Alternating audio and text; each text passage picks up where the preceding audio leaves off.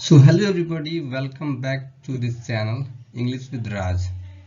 My name is Raj Kumar and today we will learn what is। मुझे follow करना चाहें तो आप मुझे फेसबुक पे फॉलो कर सकते हैं, इंस्टाग्राम पे फॉलो कर सकते हैं और यूट्यूब पे फॉलो कर सकते हैं। बिना समय गंवाए आज हम अपना टॉपिक देख लेते हैं क्योंकि ये टॉपिक बहुत इम्पोर्टेंट है। आधा से ऊपर लगभग 60% स्पोकन बेस्ड होता है टेंसेस पे। टेंसेस आपको आ रही है तो समझिए कि 60% काम आपका हो गया। ठीक है, चलिए पहले हम सीखते हैं कि टेंस क्या होती है। टेंस को तोड़ते हैं हम दो भागों में, वर्क प्लस टाइम। टेंस हमें क्या बताता है? टेंस हमें बताता है कि वर्क क्या हो रहा है और कौन से टाइम में हो रहा है। जैसे में इसका रूल्स देखिए। रूल्स कह रहा है कि टेंस वे रूल्स होते हैं जो हमें बताते हैं कि कोई काम कौन से समय में हुआ है और कितना हुआ है। चलिए एग्जाम्पल से देखते हैं। तो एग्जाम्पल्स, राम गीत गा रहा है। राम, ये तो हमारा सब्जेक्ट हो गया। ठीक है, इसमें राम कर क्या रहा है? काम कौन सा कर रहा है? तो काम गीत गाने का हो रहा है। ठीक है, गीत गा रहा है यानी कि इसमें काम क्या हो रहा है? तो गीत गाना। और ये टाइम कौन सा है? तो कंटिन्यूअस है। ये आगे मैं बता रहा हूँ, आगे डिस्कस करूंगा, लेकिन ये कंटिन्यूअस हो रहा है यानी कि कंटिन्यू चल रहा है। अभी कब से हुआ, कब से गा रहा है, ये कोई फिक्स नहीं है। अब कब तक गाएगा ये भी फिक्स नहीं है, ये भी चल रहा है। अगला हम देखते हैं टाइप्स ऑफ टेंस। टेंस कितने प्रकार के होते हैं? तो टेंस हमारा 3 प्रकार के होता है, present tense, past tense and future tense. Present tense को present tense, past tense and future tense. Present tense मतलब वर्तमान काल, पास्ट टेंस मतलब भूतकाल और फ्यूचर टेंस मतलब भविष्य काल। चलिए अब देखते हैं वर्क प्लस टाइम के आधार पर टेंस को कैटेगराइज करना है। वर्क प्लस टाइम के आधार पर टेंस 4 प्रकार के होते हैं। इंडेफिनिट, दूसरा होता है कंटिन्यूअस, तीसरा होता है परफेक्ट और चौथा होता है परफेक्ट कंटिन्यूअस। टेंस हमारा 4 ही होता है। अब इसको प्रेजेंट में देखना है तो प्रेजेंट इसके आगे लगा दीजिए, present indefinite, present continuous, present perfect, present perfect continuous. और पास्ट में देखना है तो पास्ट इसके साथ लगा दीजिए, past indefinite, past continuous, past perfect और पास्ट परफेक्ट कंटिन्यूअस। ठीक है, चलो अब देखते हैं प्रेजेंट इंडेफिनिट। तो टाइप्स ऑफ प्रेजेंट टेंस। अब प्रेजेंट टेंस कितने प्रकार के होते हैं? प्रेजेंट टेंस आपको बताया था कि इंडेफिनिट, कंटिन्यूअस, परफेक्ट और परफेक्ट कंटिन्यूअस के साथ में हम प्रेजेंट लगा देंगे, प्रेजेंट टेंस का टाइप हो गया। तो इसके साथ हम प्रेजेंट इसे सिर्फ ऐड कर रहे हैं, बाकी इसके पहले वाला ही है। ठीक है, इसमें इंडेफिनिट है, इसके साथ में प्रेजेंट जोड़ दिए, प्रेजेंट इंडेफिनिट। नेक्स्ट हमारा क्या है? Present continuous. इसके बाद हमारा क्या है? Present perfect. इसके बाद प्रेजेंट परफेक्ट कंटिन्यूअस। चलिए अब देखते हैं present indefinite tense. Present indefinite tense क्या होता है? प्रेजेंट इंडेफिनिट टेंस किसके लिए अप्लीकेबल होगा? अच्छा ठीक है, पहले हमको ये बताइए कि हम प्रेजेंट इंडेफिनिट टेंस के अंदर में क्या क्या कौन कौन सी चीज़ आएंगी जिससे हम कह सकते हैं कि हाँ ये प्रेजेंट टेंस का ही है। तो कोई सा भी हमारा आदत हो यानी कि हैबिचुअल एक्शन जो भी होगा वो प्रेजेंट इंडेफिनिट टेंस के अंदर में बनाएंगे। हम उसे इंग्लिश में कन्वर्ट करेंगे। प्रेजेंट इंडेफिनिट के जो भी रूल्स हैं उसी के अकॉर्डिंग ही उसे कन्वर्ट करेंगे। ठीक है, उसके बाद से हमारा है पोजीशन। यदि कोई पोजीशन दिखाया जा रहा है, कोई अधिकार बताया जा रहा है तो वो प्रेजेंट इंडेफिनिट टेंस के अंदर में ही बनाया जाएगा। ठीक है, इसके बाद है यूनिवर्सल ट्रूथ, जो वास्तविक सत्य है उसको भी हम प्रेजेंट इंडेफिनिट टेंस के अंदर ही बनाते हैं। चलिए अगला हमारा है present indefinite tense. Present indefinite tense को मैंने कैटेगराइज कर चुका है। ठीक है, अब प्रेजेंट इंडेफिनिट टेंस को हम उसको आइडेंटिफिकेशन कर रहे हैं। उसकी आइडेंटिफिकेशन क्या होती है? ठीक है, मैंने कह दिया कि हैबिचुअल वर्क होना चाहिए। अब हैबिचुअल वर्क, अब ये तो समझना चाहिए ना कि कैसे हम उसकी आइडेंटिफिकेशन कर सकते हैं। तो आइडेंटिफिकेशन में बता दे रहा हूँ कि आइडेंटिफिकेशन जिस हिंदी क्रिया के अंत में ता है, ती है और ते हैं इत्यादि हो तो उसे प्रेजेंट इंडेफिनिट टेंस ही समझा जाएगा। ठीक है, चलिए अब इसके रूल्स देख लेते हैं। रूल्स का क्या क्या होता है? तो अफर्मेटिव के लिए रूल्स हैं, सब्जेक्ट प्लस वर्ब का फर्स्ट फॉर्म, वर्ब का फर्स्ट फॉर्म और वर्ब का फाइव फॉर्म प्लस ऑब्जेक्ट, या तो V1 होगा नहीं तो V5 होगा। अब हम इस V1 किसके साथ लगेगा और V5 किसके साथ लगेगा, ये मैं बता दे रहा हूँ। इसमें V1 क्या होता है और V5 क्या होता है, V2 क्या होता है, V3 क्या होता है, ये सब मैं आपको बता दे रहा हूँ। V1 होता है जो भी हमारा वर्ड होता है, जो भी हमारा वर्ब है वो वर्ब का फर्स्ट फॉर्म ही होता है। उसको सेकंड में कन्वर्ट करने के लिए ईडी जोड़ दीजिए, सेकंड में कन्वर्ट हो गया। ईडी जोड़ने से V2 और V3 दोनों में हो जाता है, दोनों के लिए अप्लीकेबल होता है। V4 और V5 में कन्वर्ट करने के लिए V4 के साथ में ING जोड़ेंगे और V5 के लिए S या ES जोड़ देंगे, हमारा V5 तैयार है। जैसे में लिव मतलब क्या होता है, रहना, इसको हम V2 में कन्वर्ट कर रहे हैं, ईडी जोड़ दिए, V2 तैयार है, ठीक है। और V3 बनाना है, इसके साथ भी ईडी जोड़ दीजिए, V3 तैयार है। उसके साथ V4 करना है, ING जोड़ दीजिए, हो गया तैयार। V5 करना है, SAS जोड़ दीजिए, हो गया तैयार।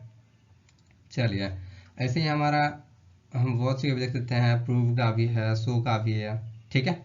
चलिए अगला हम देखते हैं। और देखिए V1 किसके साथ में यूज होगा और V5 किसके साथ में यूज होगा।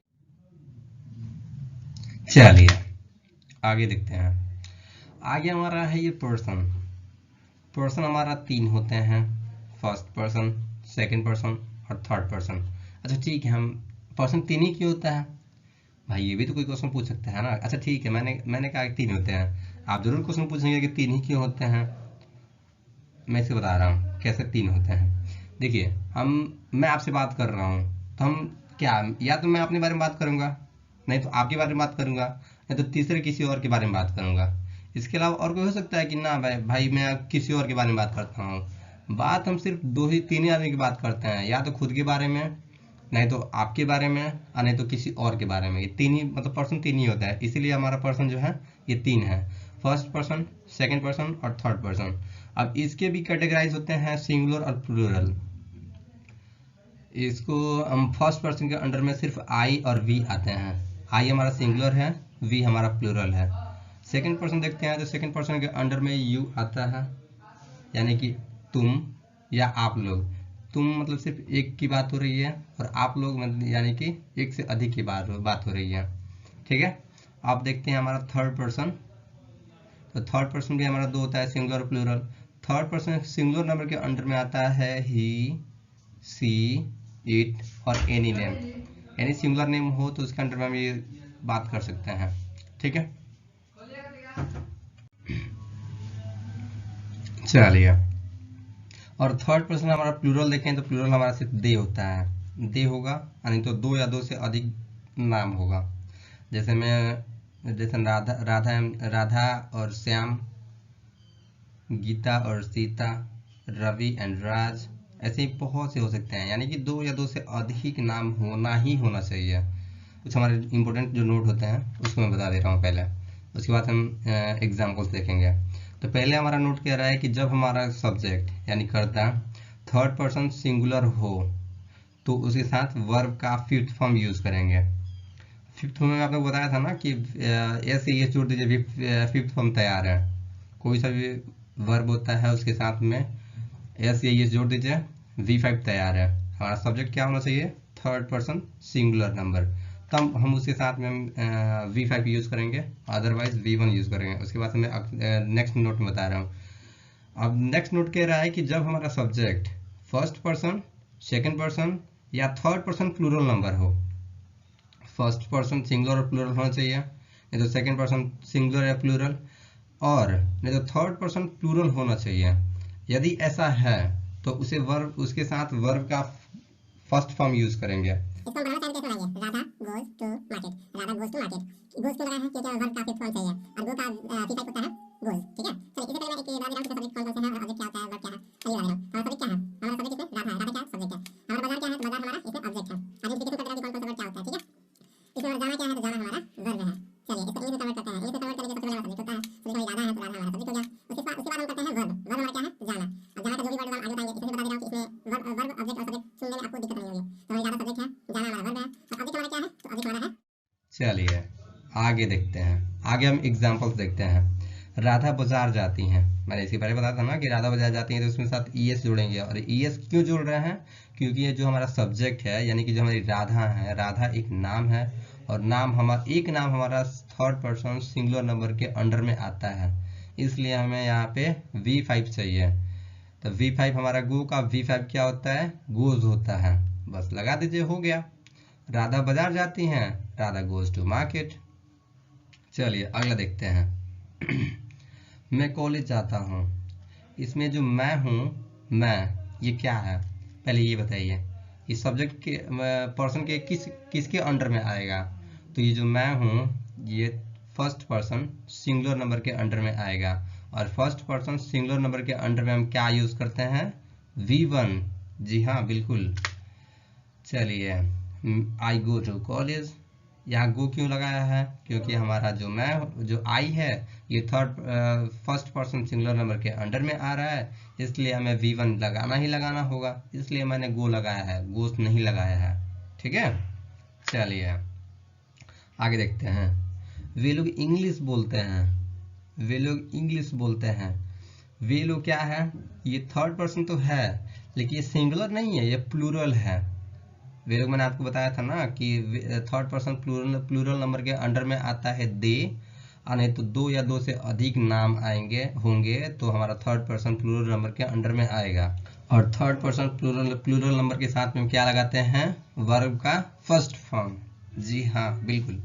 चलिए, इसलिए हमें यहाँ पे स्पीक यूज किए हैं, स्पीक्स यूज नहीं किया है। ठीक है, दे स्पीक इंग्लिश। वे लोग इंग्लिश बोलते हैं, दे स्पीक इंग्लिश। चलिए अगला देखते हैं। तुम रवि से झगड़ा करते हो। तुम रवि से झगड़ा करते हो। You quarrel with Ravi.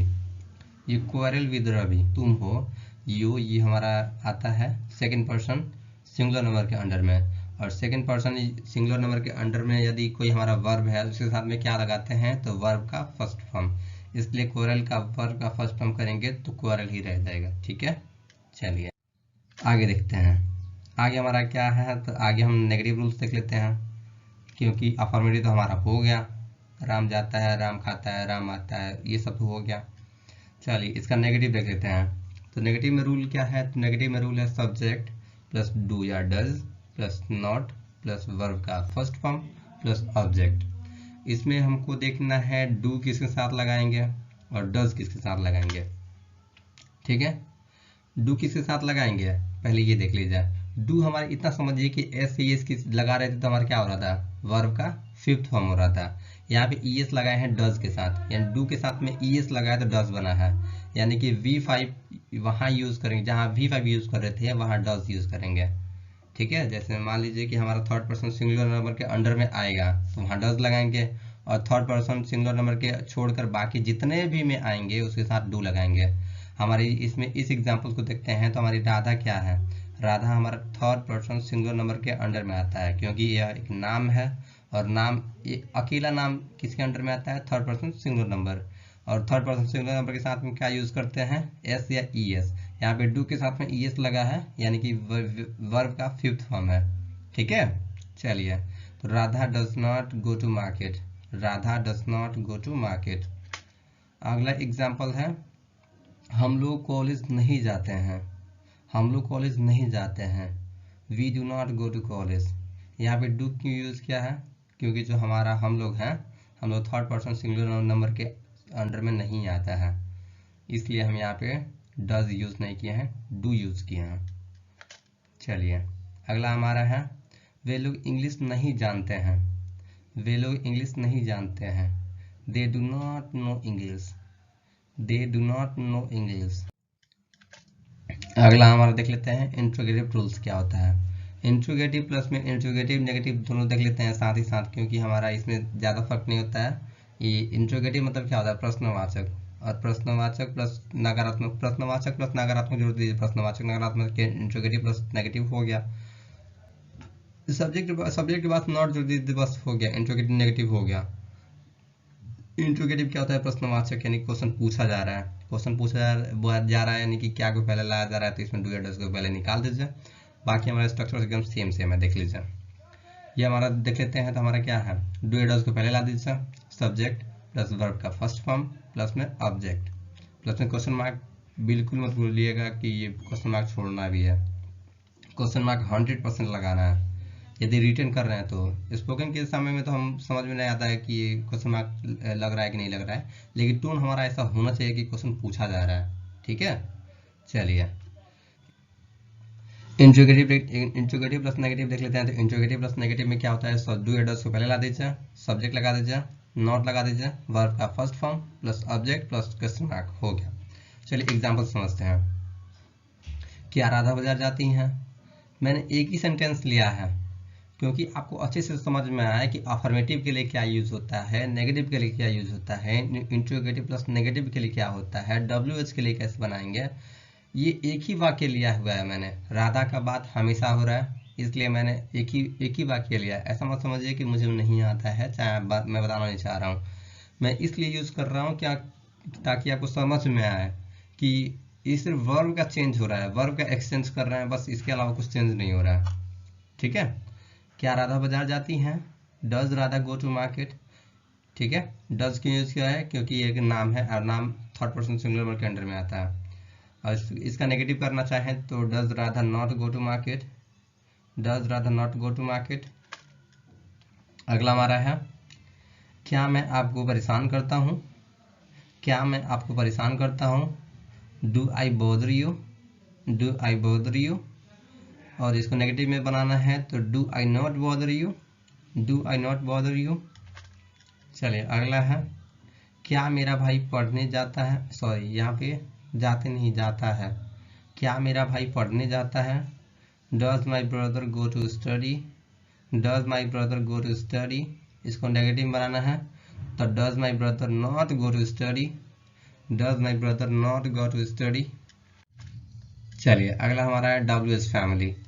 WH के लिए स्ट्रक्चर क्या होगा, तो WH के लिए स्ट्रक्चर मैं बता दे रहा हूँ, उसके बाद WH फैमिली क्या होता है वो बता दे रहा हूँ। WH family, WH word plus do या does plus subject plus verb का first form plus question mark, बिल्कुल मत भूलिएगा। इसको नेगेटिव में कन्वर्ट करना है, सब्जेक्ट के बाद नॉट लगा दीजिए, हो गया। WH वर्ड प्लस डू या does plus subject plus not plus verb का first form plus object plus question mark. चलिए अब देख लेते हैं हम WH फैमिली। WH फैमिली मैंने इतना ही बताया हुआ है, लेकिन इसके अलावा भी होते हैं। मैंने इतना बताया क्योंकि इससे आपका काम चल जाएगा। मैं इसके लिए अलग से वीडियो बना दूंगा, यदि आपका कमेंट अच्छा रहा तो मैं बिल्कुल इस पर बता दूंगा कि WH फैमिली कितने होते हैं, कौन कौन से होते हैं और कहाँ यूज होते हैं। फिलहाल मैंने इतना ही बताया हुआ है। तो पहला हमारा क्या है, हाउ। हाउ मतलब क्या होता है, कैसे। यदि हमारा कैसे होगा तो उसके साथ में हम हाउ। ठीक है, चलिए दूसरा क्या है, वाई, क्यों। ठीक है, तीसरा है वेयर, कहाँ, व्हेन, कब, हाउ मच, कितना, व्हाट, क्या, विच, कौन सा। चलिए हम अगला देखते हैं। अगला हम एग्जाम्पल्स देखते हैं।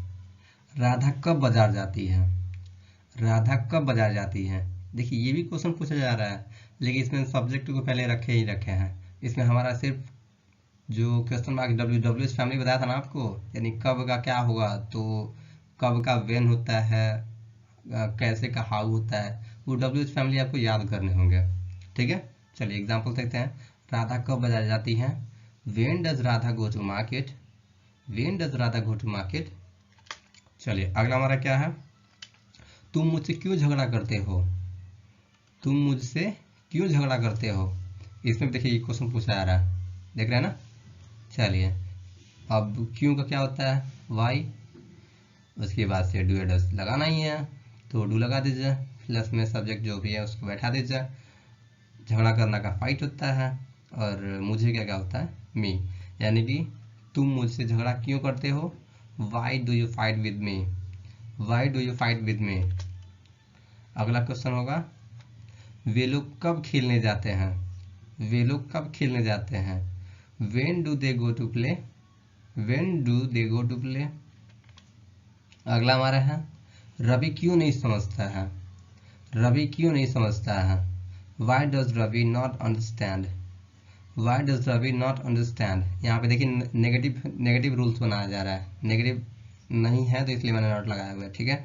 देखिए नॉट को हम पहले भी ला सकते हैं, सब्जेक्ट के पहले भी ला सकते हैं, ये दोनों सेंटेंस सही है। तो पहला क्या है, तो why does Ravi not understand, why does not Ravi understand, why does not, यानी कि ये जो हमारा सब्जेक्ट है इसके पहले लाया हुआ है, ये दोनों वाक्य सही हैं, आप जैसे चाहें यूज कर सकते हैं। Why does not Ravi understand, why does not Ravi understand, ये दोनों सही हैं। तो I hope this video is helpful for you. Thank you for watching my videos. This video is helpful. If you like the video, like, subscribe and share, and do not forget the bell, hit the bell icon. If you have any questions, then text me SMS in comment box. I'll check your comment and try to solve your questions.